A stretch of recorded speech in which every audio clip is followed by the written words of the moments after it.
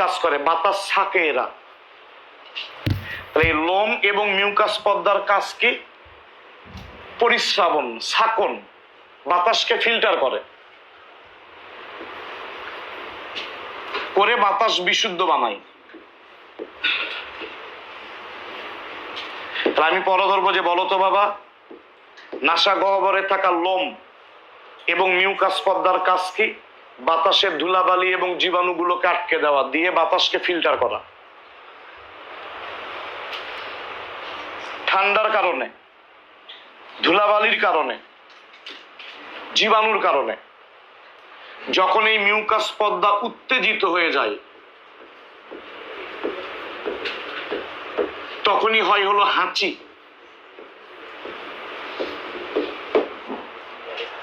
হাঁচিটা একটা প্রতিবত্ত ক্রিয়া, reflex action. নাম শুনছো প্রতিবত্ত ক্রিয়া? দশম অধ্যায়ে আছে, এইটাও ছিল। হাঁচিটা কিন্তু একটা রিফ্লেক্স অ্যাকশন বা প্রতিবত্ত ক্রিয়া, ভালোর জন্য হয়।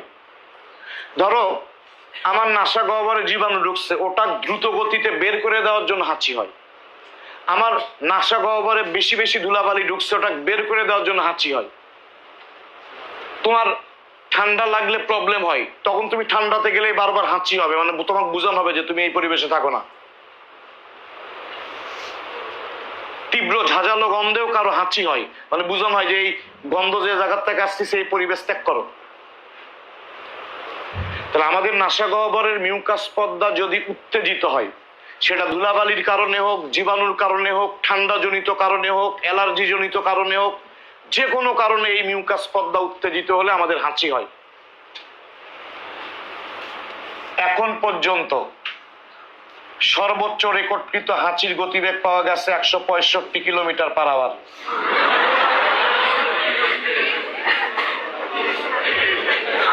কয়ও না আবার কে দিছিল এই হাঁচি? ক্রিকেটে এখন পর্যন্ত সবচেয়ে দ্রুত গতির বল করছে শোয়েব আক্তার। সর্বগতি মনে হয়েছিল 161.সামথিং এরকম কিছু। শোয়েব আক্তারের সবচেয়ে দ্রুত গতির যে বল, তার চেয়েও বেশি গতি, সর্বোচ্চ রেকর্ডকৃত হাঁচির গতি। মেশিন আছে? তাহলে বাবা থামো, তাহলে আমি পরে ধরবো নাসা গহ্বরের মিউকাস পর্দা উত্তেজিত হলে কি হয়? হাঁচি। হাঁচি ভালোর জন্যই হয়, প্রতিবত্ত ক্রিয়া। এই জন্য হাঁচি দেওয়ার পরে মুসলমান হলে আলহামদুলিল্লাহ বলবা। এবার শোনো, আমাদের নাক একটা হলেও, বলতো আমাদের নাক কয়টা? বাবা শব্দ বেশি হলে আমার পড়াতে প্রবলেম, তোমার বুঝতেও প্রবলেম, পড়া আগবেও না। নাক একটা হলেও একটা পর্দা নাকটাকে দুই ভাগ করে দিচ্ছে। এই জন্যই আমাদের সম্মুখ নাসারন্ধ্র দুইটা, নাসা গহ্বর দুইটা, পশ্চাৎ নাসারন্ধ্র দুইটা, অথচ নাক একটা। যে পর্দাটা, এই যে মাঝখানে যে পর্দাটা নাকটাকে দুই ভাগ করলো, এই পর্দার নাম ইংরেজিতে যদি বলো ন্যাসাল সেপ্টাম। কি বলতো? Nasal septum.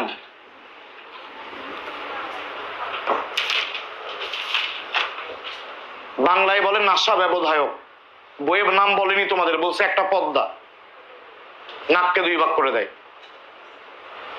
এই পর্দাটার নাম ন্যাসাল সেপ্টাম বা নাসা ব্যবধায়ক।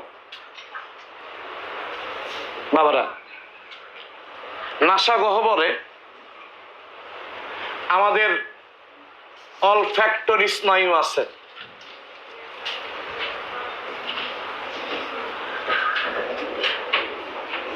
আমাদের মস্তিষ্ক থেকে 12 জোড়া করোটিক স্নায়ু তৈরি হয়, যার প্রথম জোড়া স্নায়ুর নাম অলফ্যাক্টরি, দ্বিতীয় জোড়ার নাম অপটিক, যেটা চোখে আছে।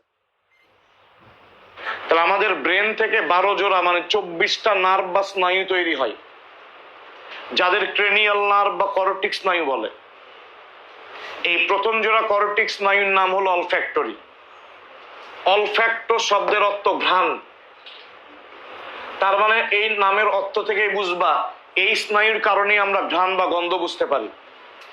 এই নাসা গহ্বরে থাকা অলফ্যাক্টরি নার্ভই কি করে, ঘ্রাণ উদ্দীপনা ব্রেনে নিয়ে যায়, ফলে আমরা ঘ্রাণ বা গন্ধ বুঝতে পারি। পরধর্ব বলো কোন স্নায়ুর জন্য আমরা ঘ্রাণ বুঝতে পারি? অলফ্যাক্টরি। অলফ্যাক্টো শব্দের অর্থ ঘ্রাণ বা গন্ধ বা স্মেল।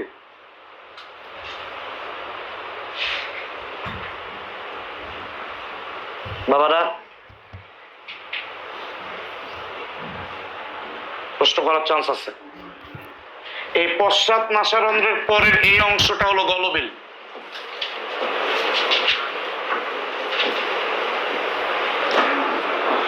বলতো পশ্চাৎ নাসারন্ধ্রের পরে কি ফ্যারিংস বা গলবিল?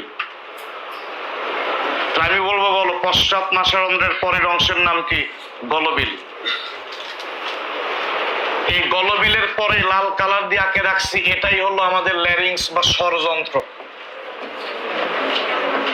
ল্যারিংসটা পড়ানোর পর রিপিট করবে এবং পর ধরবো। এখান থেকে আমাদের স্বর তৈরি হয়, শব্দ তৈরি হয়। এই স্বরযন্ত্র তরুণাস্থি দিয়ে গঠিত। স্বরযন্ত্রে আছে আমাদের ভোকাল কর্ড।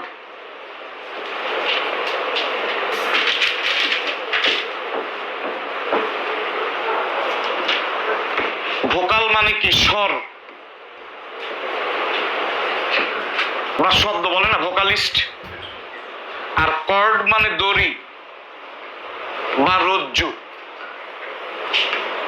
ভোকাল কর্ড মানে স্বররজ্জু।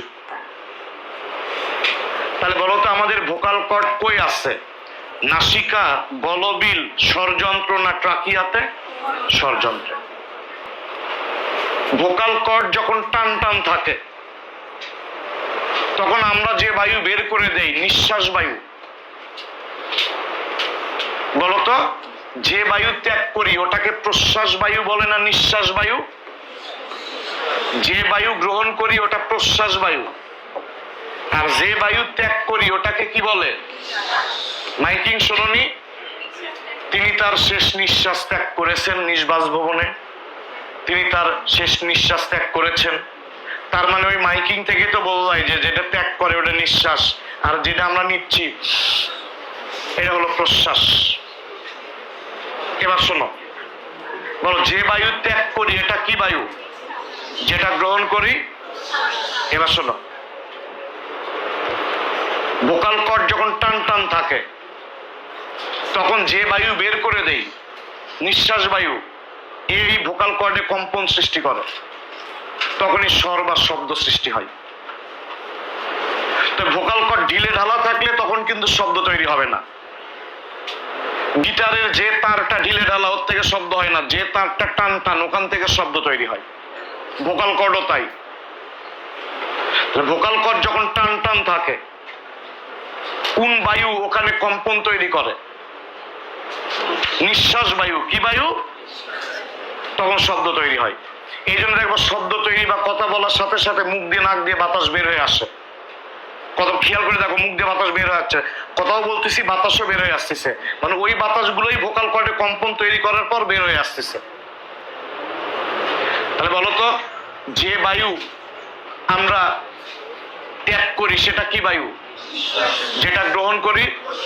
ভোকাল কর্ডে কোন বায়ু কম্পন তৈরি করলে শব্দ সৃষ্টি হয়? তাহলে বলবা স্যার যে বাতাস নেই উনি ভোকাল কর্ডে কম্পন তৈরি করে না, যে বাতাস নিচ্ছি করে। আর যে বাতাস নিচ্ছি ই যদি ভোকাল কর্ডে কম্পন তৈরি করে তাহলেই তো ওই যে হেস্কির সময়কার শব্দটা হয়। দেখো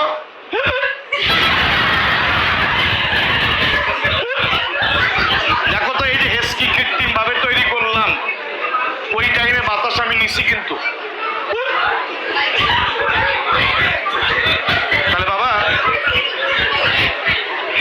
কেউ যদি বলো থামো, কেউ যদি বলো যে বায়ু ত্যাগ করে নিঃশ্বাস বায়ু এ ভোকাল কর্ডে কম্পন তৈরি করলে শব্দ সৃষ্টি হয়, যে বায়ুটা নিচ্ছি প্রশ্বাস বায়ু ও কম্পন সৃষ্টি করে না ভোকাল কর্ডে? করে, তবে সব সময় নয়। আমাদের এক ধরনের স্নায়ু আছে ফ্রেনিক স্নায়ু, ও বেশি উত্তেজিত হয়ে গেলে, স্নায়ুর নাম দরকার না, এটা শ্বসন কৌশলের মধ্যে লেখো না নাম, তুমি মনে রাখো যে বাতাসটা নিচ্ছে ও যদি কম্পন তৈরি করে ভোকাল কর্ডে তাহলে হেসকি হয়। তাহলে বলো তো বাবা, গলবিলের নিচের অংশের নাম কি? স্বরযন্ত্র। স্বরযন্ত্র হাড্ডি মানে অস্থি দিয়ে তৈরি না তরুণাস্থি? তরুণাস্থি। বলো তো বাবা, ভোকাল কর্ড কই থাকে? স্বরযন্ত্রে। ভোকাল কর্ড টান টান থাকলে শব্দ তৈরি হয় না ঢিলেঢালা থাকলে? কোন বায়ু কম্পন সৃষ্টি করলে শব্দ হয়? নিঃশ্বাস বায়ু। আর প্রশ্বাস বায়ু কম্পন সৃষ্টি করলে কি হয়? হেসকি।